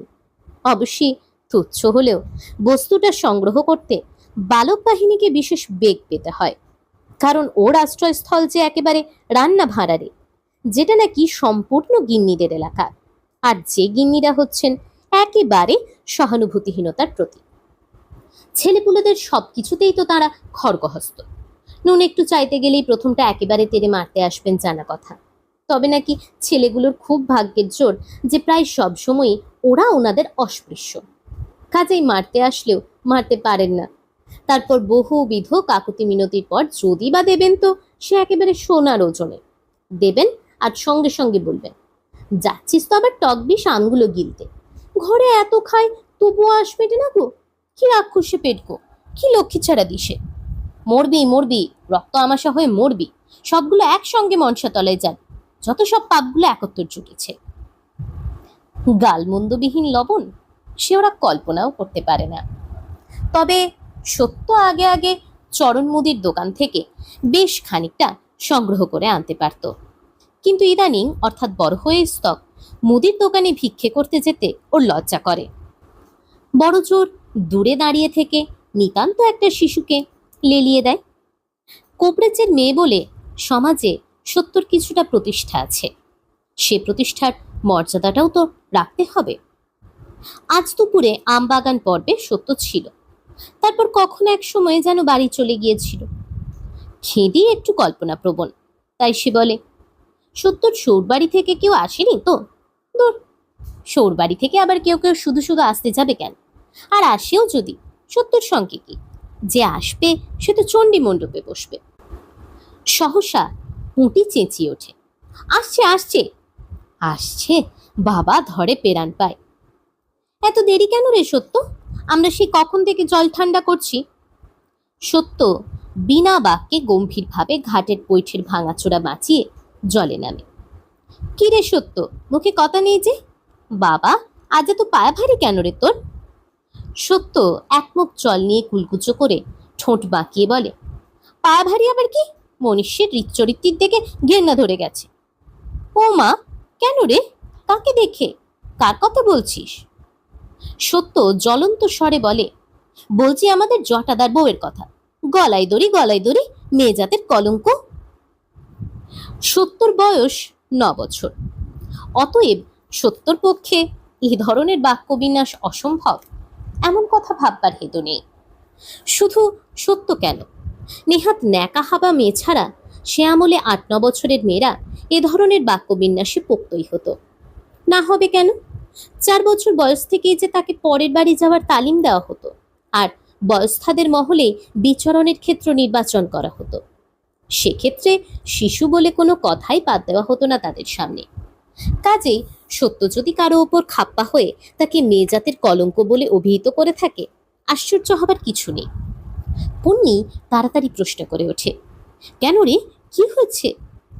জম জানে বলে প্রথমটা খানিকক্ষণ জমের উপর ভার ফেলে রেখে অতঃপর সত্য মুখ খোলে। জন্মে আর ওর মুখ দেখছি না। ছি ছি, গেছিলাম বলি আহা, স্বামী শাওরির ভয়ে রোগের ওষুধটুকু পর্যন্ত খেতে পায় না। যাই একবার দেখে আসি কেমন আছে। সেজ পিসি তারকেশ্বর গেছে শুনেছি, মনটা তাতেই আরো খলসে ছিল। ও মা, গিয়ে ঘেন্নাই মরে যায়। কি দুষ্পিবৃত্তি, কি দুষ্পিবৃত্তি! এরা শঙ্কিত দৃষ্টি মেলে তাকিয়ে থাকে। না জানি কোন ভয়ঙ্কর কাহিনী উদ্ঘাটন করে বসে সত্য। শুধু পুণ্যি ভয়ে ভয়ে বলে, কি দেখলি রে? কি দেখলাম বললে পেত্তয় করবি? দেখি কিনা ঘরে জটাদা বসে আর বউ কিনা তাকে পান সেজে দিচ্ছে আর হাসি মস্করা করছে। জটাদা? খেদি পুঁটি টেপি সকলে এক চোখে বলে ওঠে, ও হরি, এতেই তোর এত রাগ? শাওরি বাড়ি নেই, তাতেই বুকের পাটাটা বেড়েছে আর কি। বুকের পাটা বেড়েছে বলে পান সেজে খাওয়াবে, হাসি মস্করা করবে? সত্য যেন ফুলতে থাকে। পুণ্যি আরো ভয়ে ভয়ে বলে, তা পরপুরুষ তো আর নয়, নিজের স্বামী। নিজের স্বামী?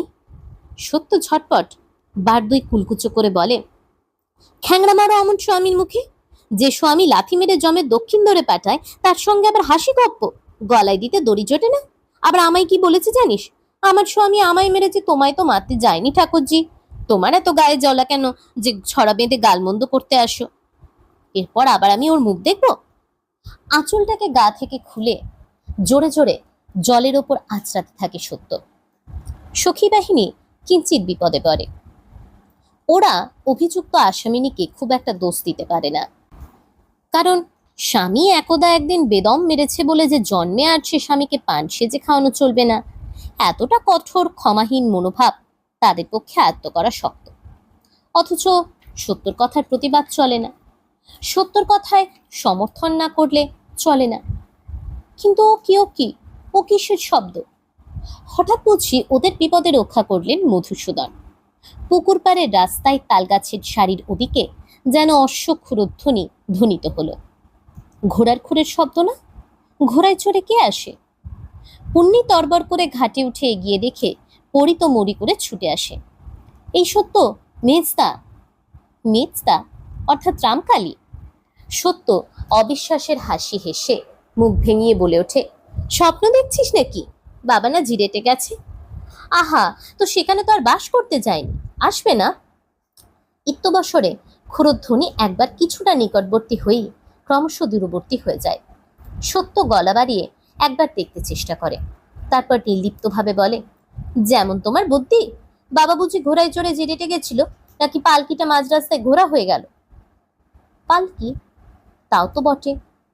পুণ্যি দ্বিধাযুক্ত স্বরে বলে, আমি কিন্তু সত্য দেখলাম মেজদা, আর মেজদার ঘোড়াটা বাড়ির দিকেই তো গেল।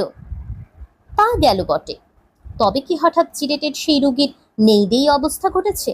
তাই হঠাৎই কোনো মোক্ষম ওষুধের দরকার পড়েছে, যার জন্য পালকি রেখে ঘোড়ায় চড়ে ছুটে আসতে হয়েছে চিকিৎসক রামকালীকে।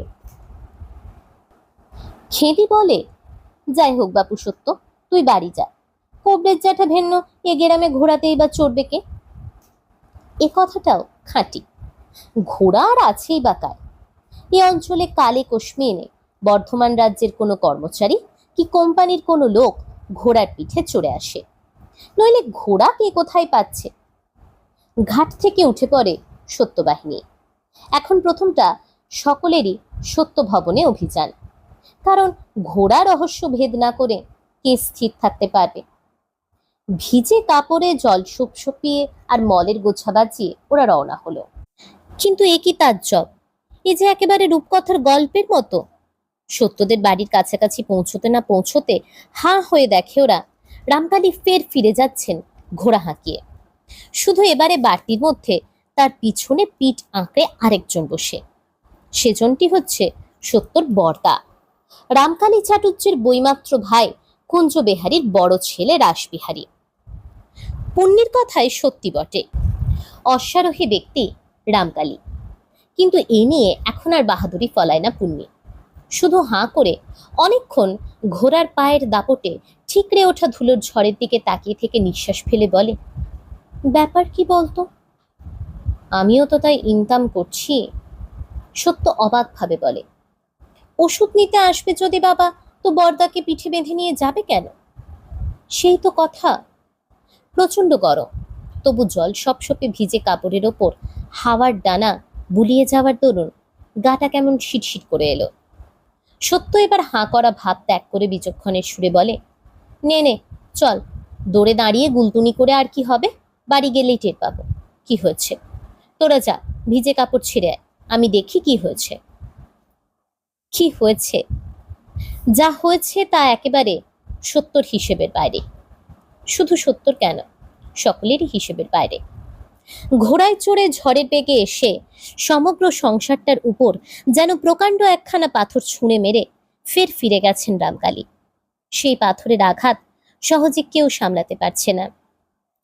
সত্য ভেতর বাড়ির উঠোনে ঢুকে দেখল, উঠোনের মাঝখানে বসানো মড়াই দুটোর মাঝখানে যে সরু জমিটুকু, সেইখানে দাঁড়িয়ে আছে বড় জেঠি, ঠিক যেন কাঠের পুতুলটি, আর দাওয়ার পৈঠেই গালে হাত দিয়ে কাঠ হয়ে বসে তার ঠাকুমা, এবং দাওয়ার উপর জটলা বেঁধে বাড়ির আট সবাই, শুধু যা পিস ঠাকুমাই অনুপস্থিত। অবশ্য সেটাই স্বাভাবিক, কারণ তিনি এই যবনাচারী দাওয়ায় কখনো পা ঠেকান না। এ দাওয়ায় রাস্তা বেরানো ছেলে পুলে ওঠে, কর্তাদের খরম ওঠে। পিস ঠাকুমা না থাক, আট সবাই তো জটলা করছে। কেন করছে? অথচ কারো মুখে বাকি নেই কেন? ফিস ফিস কথা, ঘোমটার ভেতর হাত মুখ নাড়ানাড়ি। সত্য ঠাকুমার যতটা সম্ভব গা বাঁচিয়ে গা ঘেঁষে বসে পড়ে সাবধানে ইশারায় প্রশ্ন করে, কি হয়েছে গো ঠাকমা? দিনতারিণী নীরব, অতঃপর সত্য সরব, ও ঠাকমা, বাবা অমন করে ছুটে এসেই আবার কোথায় গেল? দিনতারিণী মৌন। কি গেরো, কথার উত্তর দিচ্ছ না কেন গো? ও ঠাকমা, বাবা জিরের থেকে অমন হাঁপাতে হাঁপাতে ঘোড়া ছুটিয়ে এলোই বা কেন, আবার ছুটলই বা কেন? অ ঠাকমা বলি, তোমাদের সব বাকি হয়ে গেল কেন? একবারও দিনতারিণী ঠোঁট নড়ে না। তবে ঠোঁট নাড়েন তাঁর সেজো যা শিবজায়া। শুধু ঠোঁট নয়, সহসা পা মুখ সব নাড়িয়ে তিনি বলে ওঠেন, বাকি হরে যাবার মতো কাণ্ড ঘটলে আর হরবে না? তোর বাবা যা অভাবনি কাণ্ড করে গেল। বাবা বাবা খুলে বলো না স্পষ্ট করে। বাবা জিরের থেকে ঘোড়া ছুটিয়ে এসে তক্ষুনি আবার কোথায় গেল? তবে তো দেখেছিস, তবে আর ন্যাকা সাজছিস কেন? রাসুকে নিয়ে গেল তোর বাবা বিয়ে দিতে। বিয়ে দিতে? দেখ।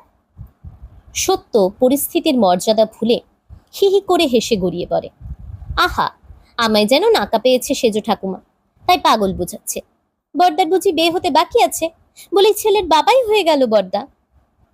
গেল তাই কি?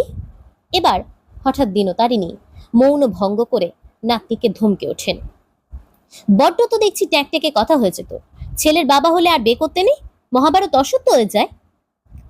সত্য উত্তর দেবার আগে শিবজায় সাংসারিক মাৎসন্যায় ভুলে ফস করে বড় চায়ের মুখের ওপর বলে বসেন, মহাভারত অসুন্দর কথা হচ্ছে না দিদি, তবে এও বলি, রামকালী যে একেবারে কাউকে চোখে কানে দেখতে দিলে না, চিলের মতো ছো মেরে নিয়ে গেল ছেলেটাকে। বালস পোয়াতি বউটা যাত্রাকালে স্বামীকে একবার দূর থেকে চোখের দেখাটুকু পর্যন্ত দেখতে পেল না, এটা কি ভালো হলো? কখন যে ইতিমধ্যে মোক্ষদা এসে দাঁড়িয়েছেন এপাশের বেড়ার দরজা দিয়ে এবং আলোচনার শেষাংশটুকু শুনে নিয়েছেন, সে আর কেউ টের পায়নি। মোক্ষদার থান ধুতি গুটিয়ে হাঁটুর ওপর তোলা, কাঁধে গামছা, অর্থাৎ স্নানে যাচ্ছেন মোক্ষদা। অবশ্যই স্নানে যাচ্ছেন বলেই যে এই ভেতর বাড়ির অর্থাৎ শয়ন বাড়ির উঠোনে তিনি পা দিতেন তা নয়, তবে আজকের কথা স্বতন্ত্র। আজকের উত্তেজনায় অত মরণ বাঁচন জ্ঞান রাখলে চলে না। আজ নয় ঘাটে 2-10টা ডুব দিয়ে ফের দিঘিতে ডুব দিতে যাবেন, তবে এদের মজলিসে যোগ দেওয়াটা দরকার। মোক্ষদা সেজভাজের কথাটুকু শুনতে পেয়েছেন এবং তাতেই সমগ্র নাটকটি অনুধাবন করে ফেলেছেন। তাই তিনি 3 আঙুলে হেঁটে খানিকটা এগিয়ে এসে গলা বাড়িয়ে বলে ওঠেন, কি বললে সেজ বউ, কি বললে? আর একবার বলো তো শুনি। শিবছায়া অবশ্য আরো একবার বললেন না, শুধু মাথার কাপড়টা অল্প টেনে মুখটা একটু ফেরালেন। মোক্ষদা একটু বিষ হাসি হেসে বলেন, বলতে অবশ্যই আর হবে না, কানে প্রবেশ করেছে সবই, তবে ভাবছি সেজব তুমি হঠাৎ এমন ভট্টাচার্যি হয়ে উঠলে কবে থেকে? যাত্রাকালে রাসুর আমাদের পরিবারের সঙ্গে চোখাচোখি হয়নি এই আক্ষেপে মরে যাচ্ছ তুমি? কলি আর কত পুণ্য হবে, চারকাল হয়তো কলি এখন উপচচ্ছে। শুভ কাজে যাত্রাকালে লোকে ঠাকুর দেবতার পর দেখে বেরোয়, গুরুজনের চরণ দর্শন করে বেরোয়, এই তো জানি, জেনে এসেছি এতকাল। পরিবারের বদন না দর্শন করে বেরোলে যে জাত যায়, এটা তুমি প্রথম শোনালে সেজব। শিবছায়া ননদকে ভয় করলেও এতজনের মাঝখানে হেরে যেতে রাজি হন না, তাই বলে ওঠেন, রাসুর কথা আমি বলিনি ছোট্ট আকুজি, বড় নাথ বউয়ের কথা বলছি। আবাগি জানলো না, শুনলো না, আচমকা মাথায় পাহাড় পড়লো। আপনার স্বামী একা আপনার থাকতে থাকতে একবার শেষ দেখাও দেখতে পেল না, সেই কথাই হচ্ছে। মোক্ষদা সহসা খলখলিয়ে হেসে ওঠেন, সেজব, আর কেন ঘরে বসে আছো? যাত্রার পালা বাঁধো না। সত্য পয়ার বেঁধেছে, তুমি বা বাকি থাকো কেন? যা তোমার মতিগতি দেখছি, এ আর গেরস্ত ঘরের ঝুঁকি নয়। বুড়ো মাগি তুমি, চারকাল গিয়ে এককালে ঠেকেছে, লজ্জা এলো না ও কথা মুখে আনতে? স্বামী কি মন্ডা মেটায় যে একলা আস্তটা না খেতে পেলে পেট ভরবে না, ভাগ হয়ে গেলে প্রাণ ফেটে যাবে? ছি ছি, একটা ভদ্রলোকের কত বড় বিপদ থেকে উদ্ধার করতে ছুটলো রামকালী, আর তার কাজের কিনা ব্যাখ্যানা বসেছে। বড়দের এই বাকযুদ্ধের মাঝখানে সত্য হাঁ করে তাকিয়েছিল। মোক্ষদার কথা শেষ হতেই হঠাৎ ঠাকুমার কোলের গোড়া থেকে উঠে সরে এসে বলে বসে, সেজ ঠাকুমা তো ঠিকই বলেছে পিস ঠাকমা, নির্যশ বাবার অন্যায় হয়েছে। বাবার অন্যায়? সন্দেহযুক্ত নয়, একেবারে নির্যশ। উঠোনে কি বাজ পড়ল? কলিকাল শেষ হয়ে কি প্রলয় এলো? দুঃসংবাদের সঙ্গে সঙ্গে অন্তরে কান্নার রোল উঠল। একই হরিষে বিষাদ, একই বিনা মেঘে বজ্রপাত। এমন দুর্ঘটনা আর কবে কার সংসারে ঘটেছে? এত বড় সর্বনাশের কল্পনা দুঃস্বপ্নেও কে কবে করেছে? এই তো এইমাত্র মেয়ে কলাতলায় শীতে দাঁড়িয়ে স্নান করে আইবুড়ো মুচি ভেঙে গায়ে হলুদের তরুণ কোরা লাল পাট শাড়িটুকু পরে চুল বাঁধতে বসেছে। পাড়ার শিল্পী মহিলার ঝাঁক কনের কেশ রচনায় কে কত নৈপুণ্য দেখাতে পারে তারই আলোচনায় অন্দরের দালান মুখর করে তুলেছেন। হঠাৎ বাইরের মহল থেকে আগুনের হলকার মতো এই সংবাদ এসে ছড়িয়ে পড়ল। পরিণামে দাবানল। অতি বড় অবিশ্বাসী হলেও এ যে বিশ্বাস না করে উপায় নেই, কারণ সংবাদ এনেছেন আর কেউ নয়, স্বয়ং রামকালী, যার সম্পর্কে বিন্দুমাত্র সন্দেহ পোষণ করা অসম্ভব। নচেত মিথ্যা দুঃসংবাদ রটনা করে বিয়ে ভণ্ডুল করে দিয়ে মজা দেখবে এমন আত্মীয়েরও অভাব নেই, কিন্তু ইনি হচ্ছেন রামকালী। কাজেই সংবাদ মিথ্যা হতে পারে এমন আশার কণিকা মাত্রও নেই। না, কোনো আশাই নেই। তাছাড়া কবরেজ নিজের চোখে দেখে এসেছেন পাত্রের শিয়রের সমন। অতএব কোড়া শাড়ি জড়ানো বছরাষ্টেকের সেই হতভম্ব মেয়েটাকে ঘিরে প্রবল দাপটে কান্নার যা রোল উঠেছে, তাতে ভয়ে মেয়েটার নারী ছেড়ে যাবার জোগাড় হচ্ছে। বিয়ের দিন যাত্রা করা বর মৃত্যুরোগ নিয়ে যাত্রা ভঙ্গ করে বাড়ি ফিরে গেলে এবং বিয়ের লগ্ন ভ্রষ্ট হলে এমন কি সর্বনাশ সংগঠিত হতে পারে সেটা বেচারার বুদ্ধির অগম্য। অনিষ্ট যদি কিছু হয় সে নয় তার ঠাকুরদার হবে, তার কি? কিন্তু তার কি সে কথা সে নিজে কিছু না বুঝলেও মহিলার দল তাকে ধরে নাড়া দিয়ে দিয়ে তারস্বরে চেঁচিয়ে চলেছেন, ওরে পটলি, তোর কপালে এমন ছাই পড়েছিল এ কথা তো কেউ কখনো চিনতে করেনি। ওরে লগন ভেষ্ট মেয়ে গলায় নিয়ে আমরা কি করব রে? ওরে এর চাইতে তোকেই কেন সমনে ধরলো না রে? সে যে এর চেয়ে ভালো ছিল। ওরা লুটোপুটি করতে থাকেন আর পটলি কাঠ হয়ে বসে থাকে। বসে বসে শুধু এইটুকু বিচার করতে পারে সে যে এত সব কাণ্ড কারখানা কিছুই হতো না যদি পটলি রাতারাতি ওলাউঠো হয়ে মরত।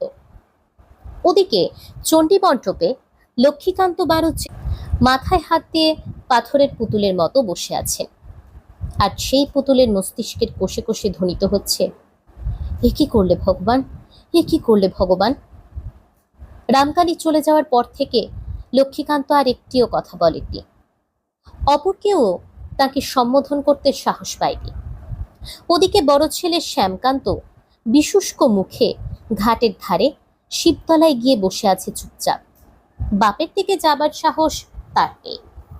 তার জামাই হচ্ছে বটে, কিন্তু বয়সটা আর তার কি, এখনো তো 30-এর নিচে। বাপকে সে জমের মতো ভয় করে। পটলির মা বেহুলাও মুখ লুকিয়েছে ভাঁড়ারের কোণে। নিজেকে তার সবচেয়ে অপরাধিনী মনে হচ্ছে। নিশ্চয়ই মহাপাপিষ্ঠ সে, নইলে তার মেয়ের বিয়ের ব্যাপারে এত বড় দুর্ঘটনা। সকলেই ফিসফাস বলাবলি করছে মেয়ে নাকি তার আস্ত রাক্ষসী। তাই বাসরে না উঠতেই স্বামীটার মাথা কর্মড়িয়ে চিবিয়ে খেল। থাকুক এখন বেহুলা, চিরজন্মই দপরা সর্বনাশী মেয়েকে গলায় গেঁথে।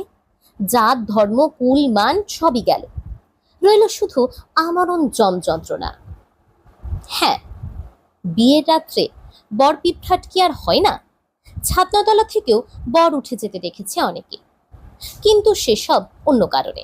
হয়তো পণের টাকা ঠিক সময়ে হাজির করতে না পারার জন্য বচসার ফলে, নয়তো বা কোনো হিতৈষীর দ্বারা কোনো পক্ষের কুলের ঘাটতির কথা প্রকাশ হয়ে পড়ায়, অথবা কন্যাপক্ষের কোণেকে বদলে ফেলে কালো কুষ্টি কোণে গুছিয়ে দেবার চেষ্টার ফলে। বচসা থেকে হাতাহাতি মারামারি হতে হতে বরপক্ষ রেগে টেগে বর উঠিয়ে নিয়ে যায়, কিন্তু তখনই তার পারাপারও হয়ে যায়। কারণ লগ্নভ্রষ্ট হয়ে গেলে মেয়ে চিরকালের মতো আধা বিধবা হয়ে বাপের ঘরে বসে থাকবে, এই আক্ষেপে পাড়ার কেউ না কেউ করুণা পরবশ হয়ে কোমর বেঁধে লেগে গিয়ে রাতারাতি অন্য পাত্র জোগাড় করে আনেন। অতএব ভদ্রলোকের জাত মান রক্ষা পায়। কিন্তু এ যে একেবারে বিপরীত কাজ। এ যে সত্য রাক্ষসী কন্যা। ইহানো প্রতিঘাতিনী মেয়ের জন্য আপনার ছেলেকে ধরে দেবে এমন মহানুভব ত্রিজগতে কে আছে? না, বেহুলারে এ মেয়ের জন্য রাতারাতি পাত্র সংগ্রহ হওয়ার আশা দুরাশা। রামকালী কোবরেজ অবশ্য একটু নাকি আশ্বাস দিয়ে গেছেন চেষ্টা দেখছি বলে, কিন্তু বোঝাই তো যাচ্ছে সেটা সম্পূর্ণ স্তোপাক্য। এত বড় দুঃসংবাদটা বাড়ি বয়ে এসে দিয়ে গেলেন, মুখটা একটু হেঁট তো হলো, তাই একটা অলিক স্তোক দিয়ে পালিয়ে গেলেন। বেহুলা বোকা হতে পারে, কিন্তু এটুকু বুদ্ধি ধরে। হায় মা ভগবতী, পটলি যে এত বড় অপয়া মেয়ে কথা তো কোনোদিন বুঝতে দাওনি। ফুলের মতো দেখতে মেয়ে, বাড়ির প্রথমা সন্তান, সকলের আদরে আদরিনী, আগানে বাগানে হেসে খেলে বেরিয়েছে এতদিন। ইদানিং সম্প্রতি ডাগরটি হয়েছে বলেই যা বাড়ির মধ্যে আটক ছিল, তা যেমন সুন্দরী তেমনি হাস্যবদনে। কে বলতে পেরেছে এ মেয়ে সর্বনাশী রাক্ষসী? শ্বশুর ঠাকুর তো বলেন পটলির নাকি দেবগণ। তবে দেবগণ কন্যা এমন রাক্ষসকণের কপাল পেল কি করে? আর শুধুই কি আজ, ও মেয়ে যদি ঘরে থাকে সংসার তো ছাড়ে খারে যাবে। মানদার পিসি তো স্পষ্টই বললেন সে কথা। কে নেবে ও মেয়েকে? কার বাসনা হবে সংসারটা ছাড়ে গোল্লাই দি? ও চেরোটা কাল এই দপড়া হয়ে পড়ে থাকবে আর ঠাকুরদার সংসারটা চিবিয়ে চিবিয়ে খাবে, এই আর কি। বেহুলা ডুকরে কেঁদে ওঠে, কাঁদতে কাঁদতে বলে, হে মাওলাই বিবি, হে মা শীতলা, পটলিকে তোমরা নাও, ওর যেন আর এ ভিটেতে তেরাত্তির না পোহায়। মাটিতে হুপড়ি খেয়ে পড়ে কাঁদতে থাকে বেহুলা। কাঁদছে সবাই, বাড়ির গিন্নি থেকে শুরু করে বিচুলি কাটুনি বাগদি মাগিটা পর্যন্ত। পরের পক্ষে কাঁদবার এত বড় সুযোগ জীবনে কবার আসে? কাঁদছে না শুধু পটলি, যে হচ্ছে এই বিবাহ বিভ্রাট নাটকের প্রধান নায়িকা। সে শুধু অনেকক্ষণ কাঠ হয়ে বসে থেকে সবে এইমাত্র ভাবতে শুরু করেছে, বিয়েটাই যদি না হয় তাহলে এখনো পটলিকে উপসী রেখেছে কেন এরা? কেন কেউ একবারও বলছে না, ওরে তোরা তবে এখন পটলিকে দুটো মতিচুর কি দেদমন্ডা দিয়ে জল খেতে দে। পটলির বুক থেকে পেট অব্দি যেন মাঠের ধুলোর মতো শুকনো লাগছে। কিন্তু পটলির মুখে বুকের ধুলো বেটে যাচ্ছে, এ তুচ্ছ খবরটুকু ভাবতে বসবার সময় কার আছে? বরং পটলির উপর রাগে ঘৃণায় রিরি করছে সবাই। শ্যামাকান্ত বারতই দিন পুকুর পাড়ের দিক থেকে এসে উঁকি মেরে বাবাকে দেখে গেছে, এবং যতবারই দেখেছে বাবা তামাক খাচ্ছেন না, বাবার হাতে হুঁকো নেই, ততবারই তার প্রাণটা ফেটে চৌচির হয়ে যাচ্ছে। কিন্তু সাহস করে তামাক সেজে এনে সামনে ধরে দেবে এত বুকের বল নেই। অপেক্ষা শুধু যদি পাড়ার কোনো বিজ্ঞ ব্যক্তি এসে পড়েন, হয়তো তেমন কেউ এলে লক্ষ্মীকান্তের মৌনভঙ্গ হবে।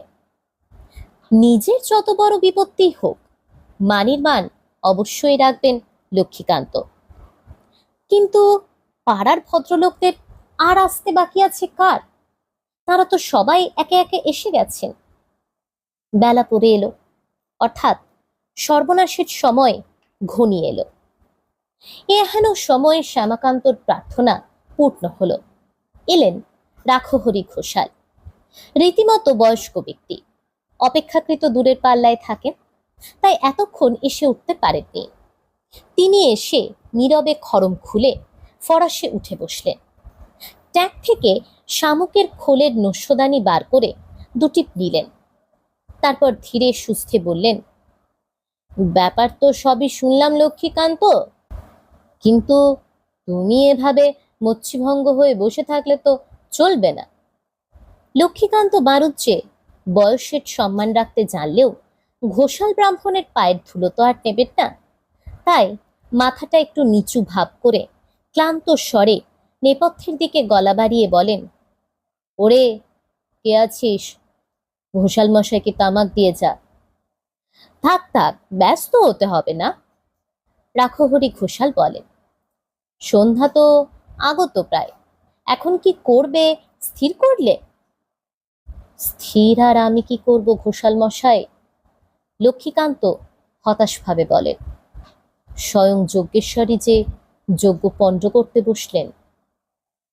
তা বলে তো ভেঙে পড়লে চলবে না লক্ষ্মীকান্ত, কোমর বাঁধতে হবে, কন্যাকে নির্দিষ্ট লগ্নে পাত্রস্থ করতে হবে।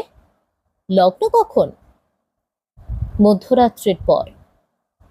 উত্তম কথা, সময় কিছু পাচ্ছ তুমি। আমি বলি কি, তুমি আমার সঙ্গে একবার দয়ালের ওখানে চলো। দয়াল? দয়াল মুখুজ্জে? হ্যাঁ, দেখো যদি হাতে পায়ে ধরে রাজি করাতে পারো, এমনিতেই তো কাল বিলম্ব হয়ে গেছে। লক্ষ্মীকান্ত বিস্মিত দৃষ্টি মেলে বলেন, মুখুজ্জে মশাইয়ের কাছে কার আশায় যাব ঠিক বুঝতে পারছি না তো ঘোষাল মশাই। কার আশায় আবার লক্ষ্মীকান্ত? তুমি যে নেহাত শিশু সাজ্য দেখছি, মুখুজ্জের আশাতেই যাবে, নইলে রাতারাতি আর তোমার সঘর পাত্র পাচ্ছ কোথায়? লক্ষ্মীকান্ত কাতর মুখে বললেন, মুখুজ্জে মশাইয়ের সঙ্গে পটলি বিয়ে? পটলিকে আপনি দেখেছেন ঘোষাল মশাই? দেখেছি বই কি। রাখহরি একটু রসিক হাসি হাসেন। নাতিকে তোমার দেখলে ওর নাম গিয়ে মুনিরও মন টলে। ঘরে মিললে আমি এই বয়সেই টোপর মাথায় দিতে চাইতাম। মুখুজ্জেও তো তোমার গিয়ে বয়স হলে কি হয়, রসিক ব্যক্তি। সে সেদিনও পথে পটলিকে দেখে বলছিল। রাখহরি একটু থামেন। লক্ষ্মীকান্ত কিঞ্চিত বিরক্তভাবে বলেন, কি বলছিলেন? আহা, দুঃস্ব কিছু নয়, তামাশা করে বলছিল, বাড়ুজ্জের নাতনিটিকে দেখলে ইচ্ছা হয় আমার তৃতীয় পক্ষটিকে ত্যাগ করে ফেলে ফের ছাদনাতলা গিয়ে দাঁড়ায়। লক্ষ্মীকান্ত এবার ঘোরতর বিরক্তির স্বরে বলেন, এ প্রসঙ্গ ত্যাগ করুন ঘোষাল মশাই।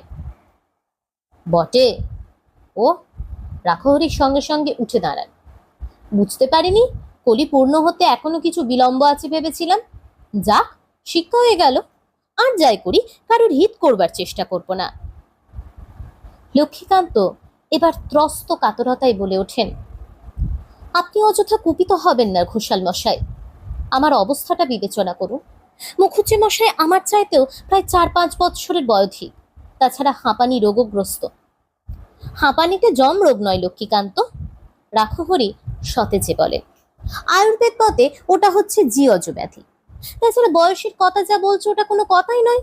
পুরুষের আবার বয়স, বরং মুকুজ্জের আরো 2টি পত্নীর ভাগ্য প্রভাবে তোমার ওই অলক্ষণা পৌত্রীটি বৈধব্যযোগ খণ্ডন হয়েও যেতে পারে। কিন্তু ঘোষাল মশাই। থাক, কিন্তুতে আর কাজ কি লক্ষ্মীকান্ত। তবে এটা জেনো, নিজেকে সমাজের শিরোমণি ভেবে যতই তুমি নির্ভয় থাকো, এরপর অর্থাৎ তোমার ওই পৌত্রীকে নির্দিষ্ট লগ্নে পাত্রস্থ করতে না পারলে সব ব্রাহ্মণরা তোমার গৃহে জল গ্রহণ করবেন কিনা সন্দেহ। এই দুঃসময়ে অপকণ্ড একটা ছুরির বুড়ো বর যুযবরের ভাবনা তুমি ভাবতে বসেছো। কুলমর্যাদা, ধর্ম সংস্কার, জাতিমান এসব বিস্তৃত হচ্ছে, এ একটা তাজ্জব বটে। ঘোষাল মশাই, আপনি আমায় মার্জনা করুন, বরং পত্রীকে নিয়ে আমি কাশীবাসী হব। তা হবে বই কি, রাখহরি একটু বিষ হাসি হেসে বলেন। বেমালিক সুন্দরী যুবতীর পক্ষে কাশীর মতো উপযুক্ত স্থান আর কোথায় আছে? নাতনি হতে কাশীবাসের সংস্থানটাও তোমার হয়ে যাবে লক্ষ্মীকান্ত। ঘোষাল মশাই! লক্ষ্মীকান্ত বিদ্যুৎ পেকে উঠে দাঁড়িয়ে বলেন, আপনি আমার গুরুজন তুল্য, তাই এ যাত্রা রক্ষা পেয়ে গেলেন। নচেত নচেত কি করতে লক্ষ্মীকান্ত? বিদ্রুপ হাস্যে মুখ কুঁচকে রাখহরি বলে ওঠেন, নচেত কি মারতে নাকি? শোধ নেবার দিন এসেছে, শোধ নেবেন বই কি ঘোষাল। ঘোষাল বামুনদের প্রতি লক্ষ্মীকান্ত বারুজ্যের অন্তঃসলীলা তাচ্ছিল্য ভাবটা তো আর অবিদিত নেই রাখহরির। যতই বিনয়ের ভাব দেখাক বারুজ্যে, ওর চোখের দৃষ্টিতেই সেই উচ্চ নীচ ভেদাভেদটা ধরা পড়ে যায়। আজ সেই প্রতিশোধ নেবার সময় এসেছে। ছাড়বেন কেন রাখহরি? ঘোষাল মশাই, আমাকে রেহাই দিন। 2 হাত জোর করে লক্ষ্মীকান্ত বলেন, ভগবান যদি আমার জাতি ধর্ম রক্ষা করতে ইচ্ছুক থাকেন, লগ্নের আগেই উপযুক্ত পাত্র পেয়ে যাব। নচেত মনে করব লগ্নের আগেই উপযুক্ত পাত্র। রাখহরি আর একবার বিদ্রুপ হাস্যে মুখ বাঁকিয়ে বললেন, পাত্রটিকে বোধহয় স্বয়ং তিনি বৈকুণ্ঠ থেকে পাঠিয়ে দেবেন। লক্ষ্মীকান্ত কি একটা উত্তর দিতে উদ্যত হচ্ছিলেন, সহসা শ্যামাকান্ত নিজের স্বভাব বিরুদ্ধ উত্তেজনায় ছুটে এসে বলে, বাবা, কোবরের চাটুর্যে মশাই আসছেন ঘোড়ায় চেপে, পিছনে কাকে যেন নিয়ে। হ্যাঁ, নারায়ণ। লক্ষ্মীকান্ত উঠে দাঁড়াতে গিয়ে বসে পড়েন। আপনারা শুনছিলেন আশাপূর্ণা দেবীর লেখা প্রথম প্রতিশ্রুতির 2য় পর্ব। যদি আপনাদের গল্প ভালো লেগে থাকে তাহলে আরো বেশি করে গল্প শুনুন, আমাদের পাশে থাকুন, চ্যানেলটিকে সাবস্ক্রাইব করার অনুরোধ রইল। ভালো থাকুন, অন্যদের ভালো রাখুন, বেশি বেশি করে ভালো ভালো বই পড়ুন, সকলকে বই পড়তে উৎসাহিত করুন। ধন্যবাদ, নমস্কার।